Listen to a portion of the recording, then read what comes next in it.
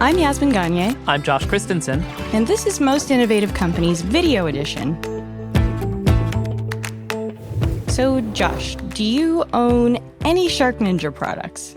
I don't own any Shark Ninja products. They're a little more expensive than I'm generally spending on my cleaning supplies. Maybe it's just because I don't care if my apartment's dirty, which is not true.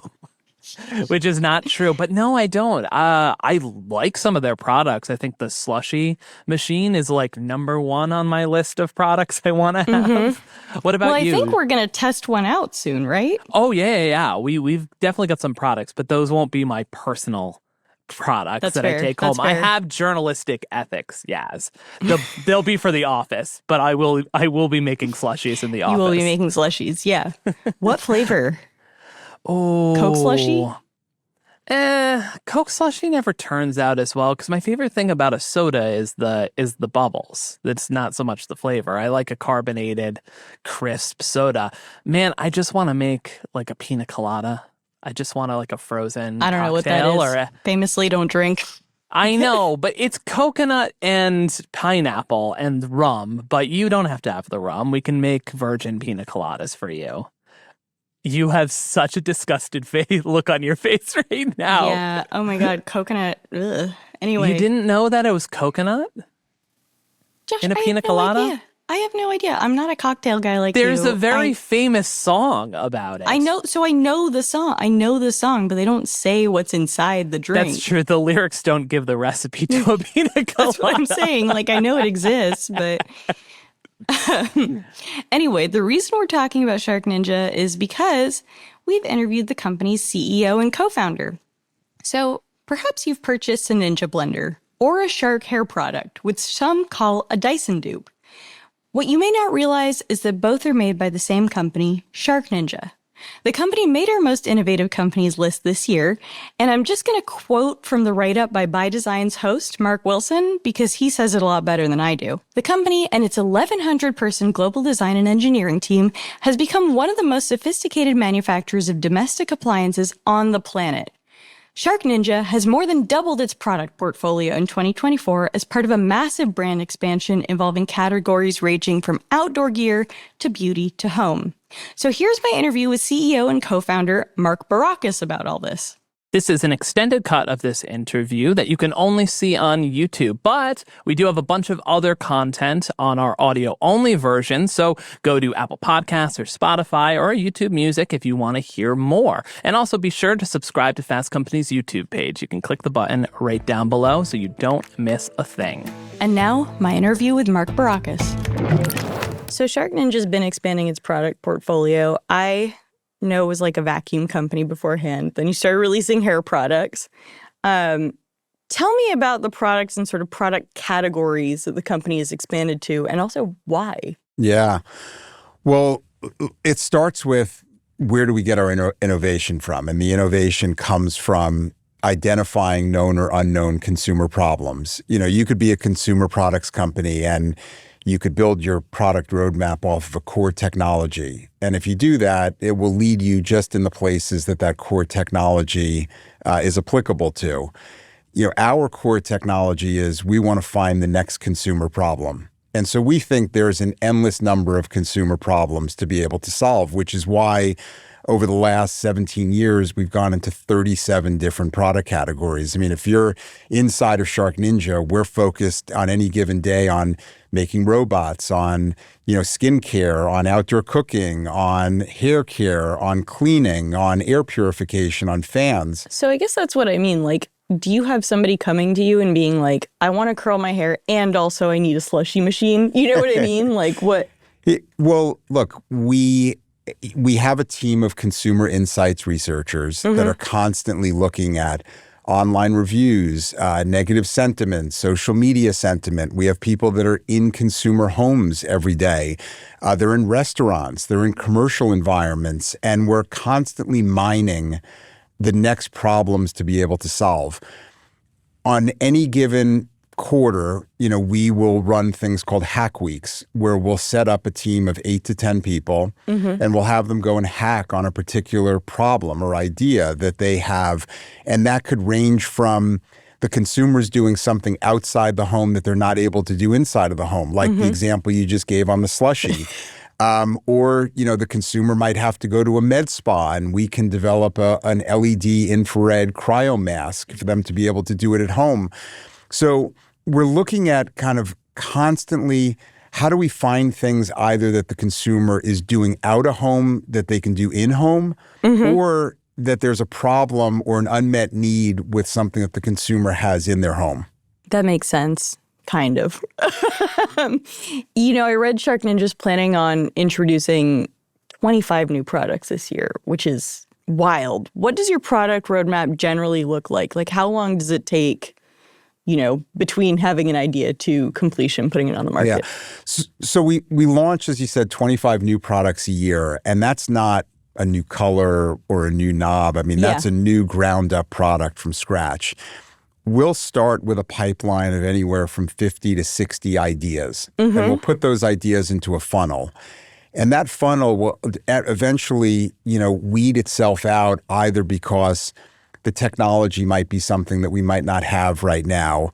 The product might be too expensive. The consumer might not be ready for it. It might be a need, but we've got to wait a few years for the consumer to understand the problem that they have. Can you give me an example? Yeah, I'll give you a great example. In New York here, they passed a law around composting. Folks have to compost. Yeah. And, that's a new thing for the majority of New Yorkers. And it's not something that exists really in lots of other areas of the country today. I mean, there's, a small amount of municipalities that might, force you into composting. We think that as consumers start composting, there's going to be some real challenges. I mean, they're sitting there with a plastic little bin, and 6 days go by and their food scraps are going into there and they're having to wait for it and, smell and flies and all kinds of things. And our team got really motivated and excited about wanting to solve that problem. The challenge is that the problem is not yet well understood by the consumer. They're going to need to compost for a year. It's going to have to get beyond just New York. It's going to have to get to a lot more municipalities to be able to do. So it might be something that is a great idea. We might be too early on the cycle for it right now. And maybe as we get into 26 and 27, we pull it back out of the roadmap and say, now's the time where the consumer kind of will really be able to listen to this story. What's an example of a product that you wanted to make, but maybe the tech isn't there, as you just mentioned? There's a lot. I mean, we've looked at lots of different categories. We recently got into the outdoor space. People thought of us as Shark and Ninja goes anywhere in the home. Well, we went into outdoor cooking a number of years ago, and then from outdoor cooking, we went into coolers, and then we went into indoor-outdoor fans. And, we're going to launch other products in the second half of this year in the outdoor space. We think outdoors is an incredible market for us. But we've looked at things like lawn care, where we've said, listen, we do believe there are lots of unmet needs in that lawn care space. But from a technology standpoint right now, we don't have a solution that the world needs us. And I think that's a really important point to recognize. When we go into a category, we have to answer the question, why does the world need us? Why does the consumer need us? Is there some, are we doing it cheaper? That we don't think that's the answer. Are we bringing something to the consumer that they're not able to get anywhere else? If we can't answer that question, then it's not a category for us to expand into. And we just have to keep trying. And there have been cases where we've tried for many years and failed over and over again until we finally hit on something that we said, okay, this is now a product that we think, really brings something to the consumer that they're not getting from something else that they can buy. And I apologize. I interrupted you when you were describing the sort of timeline for product innovation. Yeah. So look, it could be as fast as a year. We just launched our first FDA-approved product, the Shark CryoGlow mask. that was a product that took 2.5 years, for us to develop. So, if there's core technology that we have, anywhere from, 12 to 15, 16 months, we think we can bring that to market. If it's completely new ground up technology, we think that 2.5 years is about the time for us to be able to do that. Is the same team of engineers engineering all of these products across categories, or how does that work within the organization? So we have 1,300 engineers around the globe. They're based in Boston, London, and in Asia. And I think one of the exciting things about being an engineer and working at SharkNinja is that you can find your next job at SharkNinja. I mean, many companies that are only making one category of products, that's it. If you want to work on something else, you have to go to another company.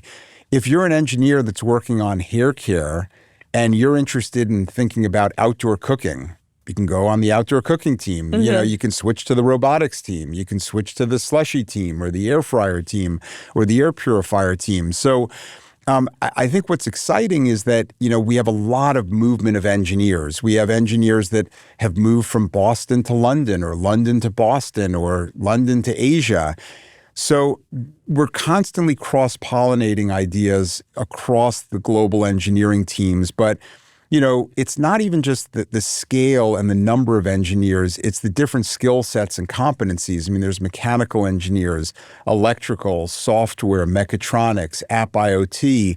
And it's kind of bringing all of those pieces together, to bring as much technology as possible into a product that could sell for, on average, $199 to $239. Well, speaking of keeping costs low, how have you been affected by tariffs? Yeah, look, I mean, that process started for us way back in the first Trump administration when tariffs went into effect back 5 years ago. 35% of our products were tariffed at that time coming into the United States at 25% tariff. So, prior to that, 100% of our production was made in China. 4.5 years ago, we started making our first product outside of China. And by the end of Q2, where do you make? Yeah. So we've moved primarily to Southeast Asia, Vietnam, Thailand, Cambodia, Indonesia, Malaysia. Oh, Vietnam's getting hit with a or was. Who knows? I think everyone is. Yeah. So there really isn't any necessarily safe haven other than manufacturing the products in the United States. But 4.5 years ago is when we started making our first product outside of China. By the end of Q2, or by the end of this month, we'll be able to make nearly 90% of our production outside of China. By the end of the year, nearly 100% of our production outside of China. So has it had an impact? Of course it's had an impact, but I think that we've got a highly diversified supply chain. I think we've developed a really high quality, fast turn, low cost supply chain that's been a real competitive advantage for the business. Have you had to pass any costs on to consumers? We have had to pass some cost on to consumers. We've tried everything possible to keep that to an absolute minimum. So much of the way we think about our business is what we call affordable, accessible innovation. We really want to make products for what we call almost everyone. I mean, you could buy a Ninja product for $49. You could buy one for $999. You could buy a Shark product for $59 or buy one for $899. I mean, I think what's so core to the Shark or Ninja brands is you could be a Walmart shopper and be a Shark Ninja consumer. You could be a Sephora shopper and be a Shark Ninja consumer. I don't think there's another brand out there that has as large a socioeconomic group of consumers or as large a demographic group of consumers. I mean, there's high school kids doing TikToks about our products. There's 50-year-old men going on to Instagram and talking about our outdoor cooking products or our robots and kind of everyone in between. That makes a lot of sense. What does passing on the cost look like? Yes. So, we've passed on in some cases 5% increases, 8% increases. Again, there's certain products that we haven't been able to pass any increases on to. I mean, they're at very kind of core sensitive price points. And we felt like it's just really important for us to kind of hold those price points to the consumer. But Look, we're finding opportunities on the buy side, to get more efficiency on the buy side. We're finding opportunities on the sell side, and we're finding opportunities in managing our operating expenses more tightly. How do you communicate, that kind of increase to consumers? And I say this because brands have taken totally different approaches, right? Some post an Instagram slideshow explaining why everything's, going to cost $1 more. How do you have that conversation? Well, look, I think there's so much noise out there now about inflation, about cost increases, about tariffs. Look, I think our job is to ensure that we're maintaining what we call extraordinary value. Right. We think that what the Shark and Ninja brands stand for is, market-leading performance and innovation, high-quality, reliable products at an extraordinary value. And we think that we've got to really maintain that extraordinary value quotient. I think in today's day and age, it's not about just having the best performance and the best innovation. I mean, the consumer really wants it all. And I think that, brands have to really challenge themselves to make sure that they're delivering, performance and innovation and quality and value so that the consumer really feels like they made the right buying decision. I mean, we're not a brand, we're not a company that wants the consumer to buy a product from us and then come back 3 years later to buy the next product. We want you to buy 2 products a year from us. I mean, we want you to have a great experience. You're moving into your dorm room in college and buy our cordless blender or buy our hand vacuum. You're moving into your first apartment. We've got great products for you like the Ninja Crispy and other products. If you've got small, tight spaces. If you're moving into your first home, we want to be there for you. And as you kind of go through your family and your life cycle, we think that Shark Ninja has products for you. Speaking of product longevity, what do you think of the kind of right to repair movement? Or how do you think about, I guess like offering consumers the ability to repair their products? It's a great question. It's something that I think that our retailers in Europe are much further ahead of us on than in the United States. You can walk into a store in France and, there are Shark and Ninja parts and you can get your product repaired in the store. Retailers offer those services in store and it's actually a big part of their business. I think you'd be surprised to know that in the United States, when product gets returned back to the store and gets sent back to Shark Ninja, nearly 75% of that product is refurbished or remanufactured. And then we sell that product as certified, refurbished, or remanufactured Shark or Ninja products. And that's actually become a nice business for us and allows our products to kind of stay in circulation. There may have been an issue with buyer's remorse, or there may have been an issue where there was a defect in the product. That product comes back to our remanufacturing facilities. We repair it. We refurbish it. We put it into a new box and go and sell it at a discount to the consumer. Now, don't kill me for this next question, but I especially think of sort of the transition between home cleaning devices like vacuums and hair care. And I think at least on TikTok, there's widely a perception that Shark Ninja is kind of an affordable dupe for Dyson. I actually think that's probably helped you sell quite a few units, but I am curious how you think about that. Well, look, how I think about it, let's start off with that, Shark is the #1 selling vacuum brand in the United States. So consumers obviously, like our products, and we've been the #1 selling brand of vacuum cleaners in the U.S. for the last, I don't think it 6, means 7 people years. don't. Yeah. I think that, in every industry, a brand has to find their white space in the market. I think for us, that white space is, as I said, market-leading performance, great quality, and great value. I think that the products that we bring to market are much more versatile. I think, you bring up our hair care business. We looked at products in the market and we saw that products were really single-use products. Yeah. You had to buy a hairdryer, you had to buy a styler, you had to buy a brush. We don't think the consumer wants to have 4 different products to be able to do their hair. We saw that unmet need and we developed a product called the Shark Flex Style. And the Shark Flex Style started out, as a hairdryer. in this kind of 7 position.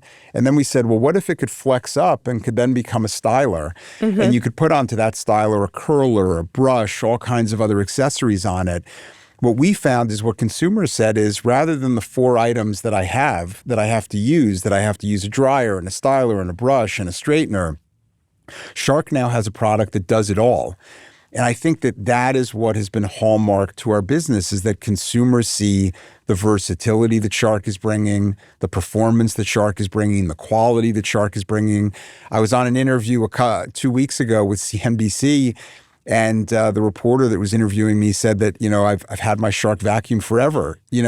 That's what we love to hear, is that consumers bought a product and that it lasted and stood up to everything they threw at it in their home for years at a time. And I think if you have a great experience with one of our products, you're willing to try us as you go into the next category and the next category. I think that really helped us get into the beauty business, that the consumer said, wow, Shark's now in the hair business. I had a great experience with a Shark vacuum or a Shark air purifier or a Shark steam mop.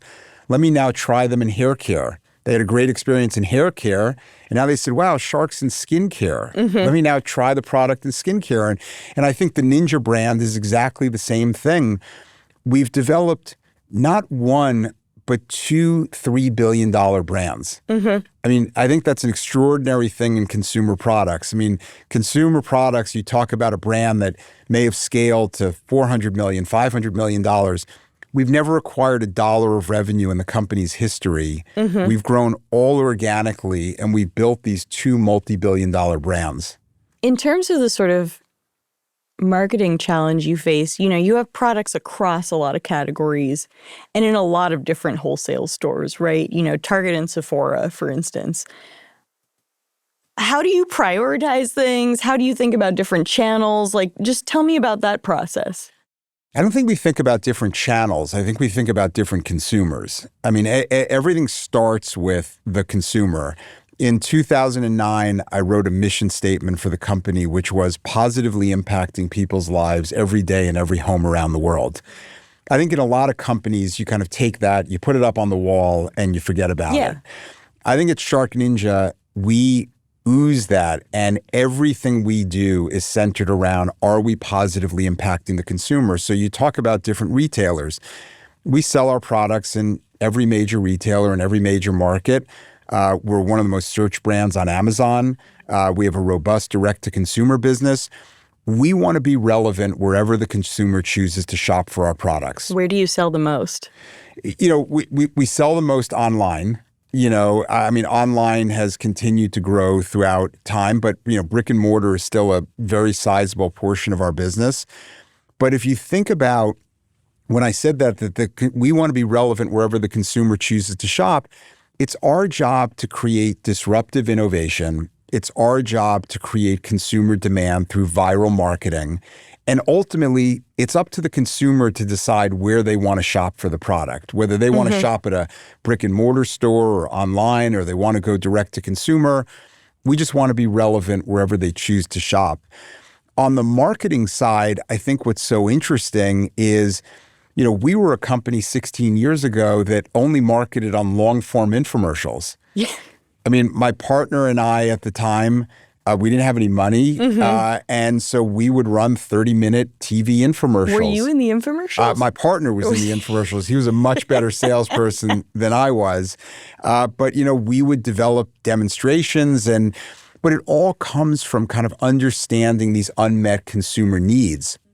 Well, the business keeps reinventing itself, and over time, you fast forward to today, we have 7 times more social media engagement than our nearest competitor.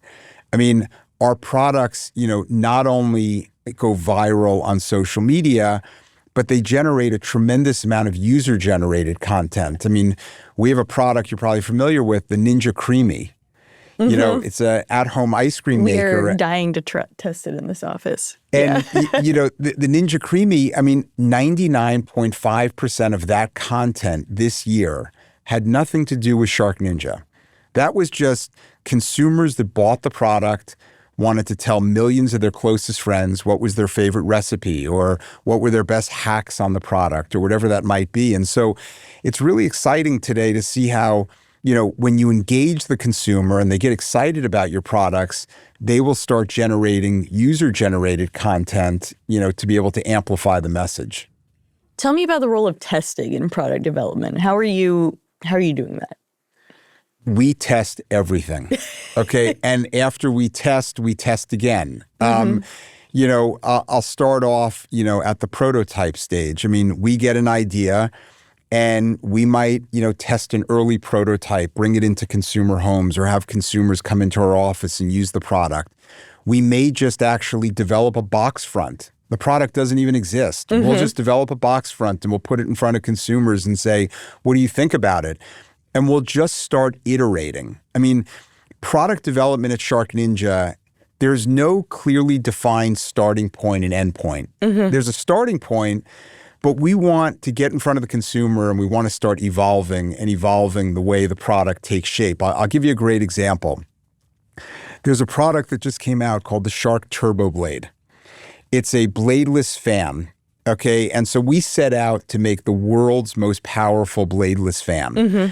It stood up in this vertical position. It's a really striking looking product. It has great performance.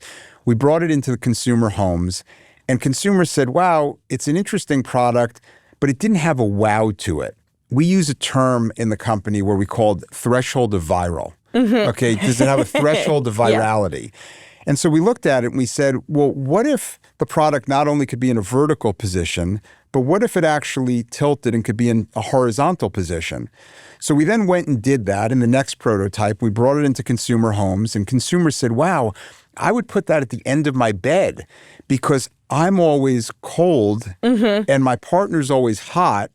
And so this would be perfect. We said, well, if you did that, you'd have air pointing at both of you. So what we actually need to do is have the air pointing at you, but the other side, the air could point up. Yeah. We went back to the engineers and said, we got to change the product again. Now, does the product not only have to be in a vertical position, a horizontal position, but now each one of the louvers needs to be able to go in different directions. So we iterated and iterated and iterated. We brought the product out into the market. We launched it a couple of months ago. Within the first 2 weeks, it had 150 million impressions on social media. Okay. Consumers started doing Instagram and TikTok videos of this is my new air blanket. Yeah. And they put it at the end of their bed and, they showed kind of how the air shot onto their bed. So, so there's iteration. Now, here's something you'd be interested to know. Even after we iterate, then we go into tooling, where that means we have to put the product into hard plastic. In most companies, you would say at that point that the train's left the station. You can't fix the product anymore after that. From the time that we go into tooling to the time that we go into mass production, our product is in about 1,000 consumer homes using the product for 4-week in-home testing. We will change the product about 150 times from the time it goes into tooling to the time that it goes to production. So we take a very much a software approach to hardware. Now, on the testing side, we go to extreme lengths. I mean, there's the obvious testing of things like safety testing and reliability testing. When we got into the cooler business, we took our coolers up to the top of our building and we just threw them off the building. We ran Jeeps over them. We took them, outside on the top of Mount Washington in New Hampshire, and tested them out in extreme areas. We want to be able to do things that we will assume will happen in the real world consumer homes, but on an extreme basis. So what's another example of that? We'll drop a spoon inside of our blender and see, will it break the blender? Why? Because that could be a logical abuse case that the consumer will use. So we have a term that we call within the company, which is called testing as a competitive advantage. In many places, testing is a check the box. We want testing to be a competitive advantage for our products so that they really stand up when the product goes into the consumer's home. How has generative AI changed, the engineering process, for instance? Look, I think we're in the early innings of what is going to be kind of massive transformation. We have brought in about 80 different AI startup companies into our business and we've said to them, you can use Shark Ninja as a canvas for your technology to develop pilots. I will say that a lot of the technology is still too early stage to commercialize. Out of those 80 companies, we probably took to pilot about 10 of them, where we felt like there is a reasonable chance of us being able to scale this technology. What kind of applications? Areas like customer service. Okay. Areas like consumer insights. I think there's tremendous opportunity in customer service and consumer insights. We have a huge call center environment. I think in the next couple of years, when you think about the 150, 170 products that Shark Ninja sells, and a customer service agent to have to know the ins and outs of every single product, I think there's aspects that AI over the next few years will be able to do a much better job of troubleshooting for the consumer. Consumer insights is a great place for us to be able to think about using AI, but it's in its very early stages right now. And I think that, what it looks like a year from now is going to be different to today. And, ultimately, I think what it looks like 5 years from now is going to transform the way we do business. Now, you have a partnership with the F1 movie. You're going to the premiere tonight. I see your Xenia shoes. Tell me about it. Yeah, so we felt like F1 was a really interesting global sport, that is gaining more and more popularity. Yeah, that Netflix show really did. It really wonders. It was something that, had great acceptance in Europe. Yeah. But I think really over the last few years, it's really developed a tremendous fan base in the United States. We felt like it would be a great opportunity for us to dip our toe in the water, to do it through a theatrical movie release. And so we partnered with Apple and with the producers of the movie to sponsor the car. You'll see Shark Ninja on the car. It's actually the first time we've gone out and really done a large campaign marketing the brand Shark Ninja. Normally, you'll see all of our advertising be either Shark or Ninja. Yeah. We went public on the New York Stock Exchange July of 2023. And I think it's only now that people are realizing that there's this great company behind these two brands. I can't tell you how many people still say to me, wow, I didn't realize that Shark and Ninja were made by the same company. And that company happens to be Shark Ninja. And so this is really our opportunity for the first time to come out and present Shark Ninja as this great company behind these amazing brands that consumers love. And you'll start to see more and more of that as we move forward. We're also exploring on a go-forward basis, what role the F1 sport can play for us in our marketing. I was going to ask, you're sponsoring the movie, but not cars on the track? So, we've looked at that, and I think we've learned a lot about F1 over the last few years of just doing this. I mean, the performance, the engineering that goes into these cars. I had the opportunity to spend some time at Red Bull's headquarters in England a couple of weeks ago, and it was astounding to see, this incredible team of engineers that's working so hard to shave tenths of a second off of their car to be able to, gain an advantage on the racetrack. So, F1 stands for incredible performance. It's really this tremendous drive for perfection. I think it connects so well with Shark Ninja and the DNA of Shark Ninja. So we'll just have to see as we move forward, what role it plays in our marketing. Shark Ninja, as you just discussed with the fan, engineers its products to be incredibly easy to use. So minimal setup, generally just works when you plug it in. What are some of the craziest uses you've seen people do on social media? So I'll give you a really interesting one. I mean, when we first developed the Ninja Creamy, the idea was we saw this tremendous unmet need that consumers were having more allergies, dietary restrictions. I have children that have nut allergies. I have friends, that are lactose intolerant. And so we thought there would be this incredible opportunity for the consumer at home to be able to customize the ice cream or the desserts or the treats that they were making.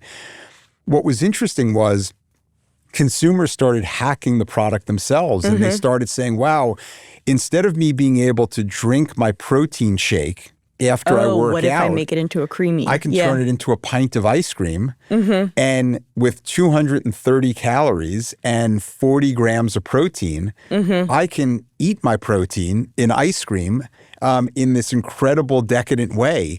You go onto social media and you hear consumers talk about, I've had 7 creamies this week. Okay, I have creamy every night. I prep my creamies in the beginning of the week on Sunday so that I have them all set up for the week.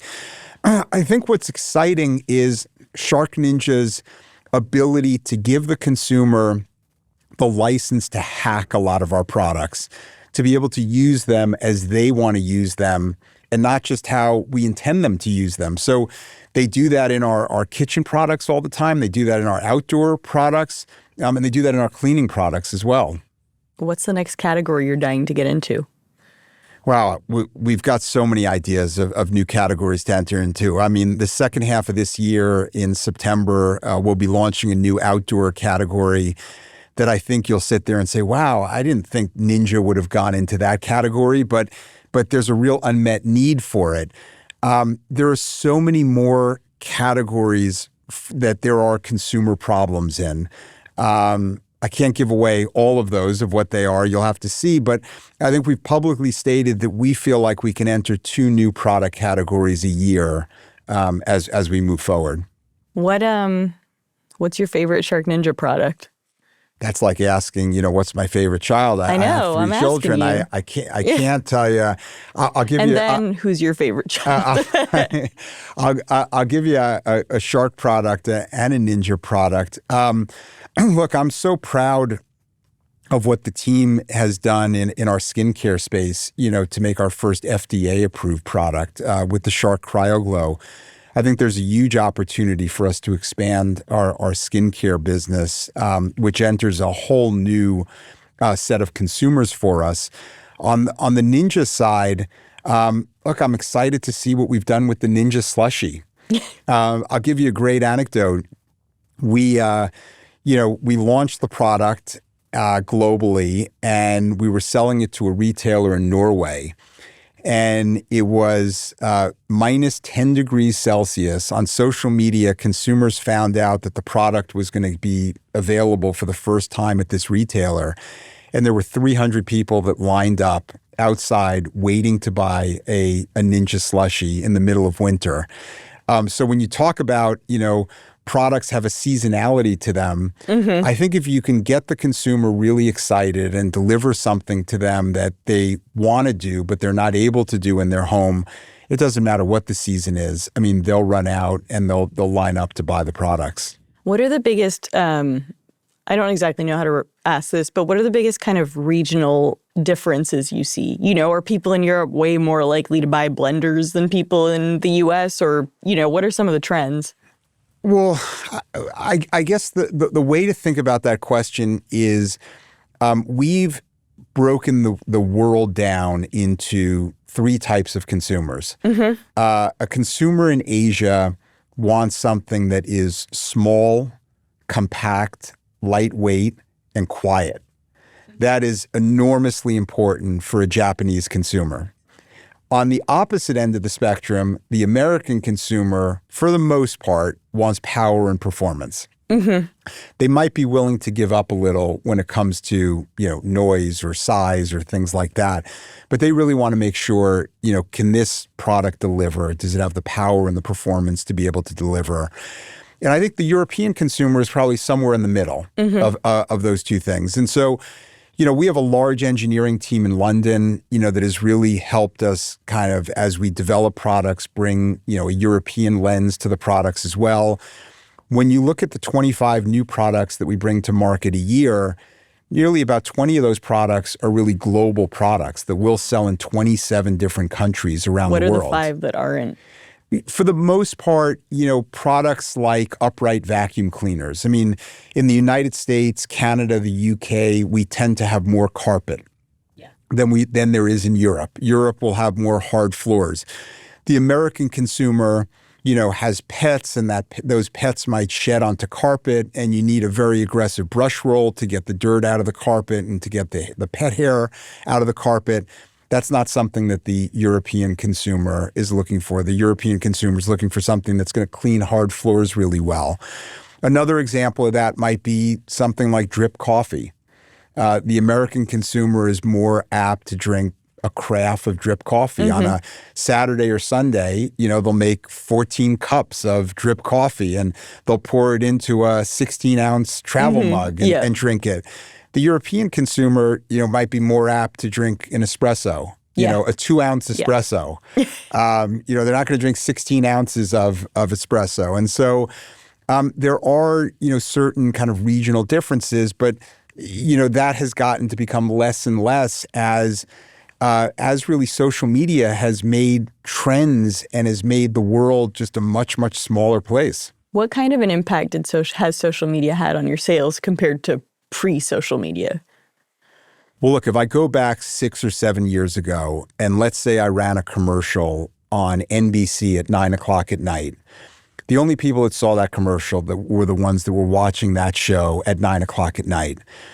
Today, we can put a piece of content on social media and it has global reach. If you go into the comments section of a lot of our products that launch, what you'll read is, when is the product coming to Portugal? When is the product coming to Romania? When is the product coming to Brazil? I mean, it's amazing. I mean, social media has no borders. I mean, if you think about, we did an analysis of, consumers around the world and how they ingest content.